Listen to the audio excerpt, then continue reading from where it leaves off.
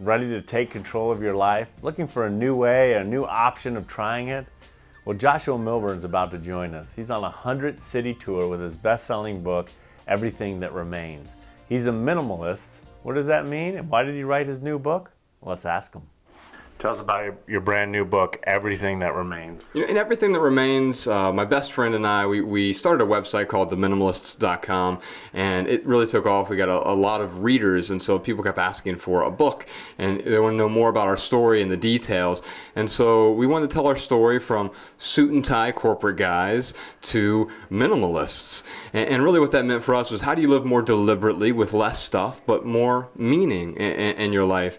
But it's not really a how-to book, it's a why-to book. Instead of just telling our story, which we do tell our story, we wanted to bridge the gap from a discontented life to a more meaningful life. Well, thank you for your book. Congratulations on your success. Oh, thank you.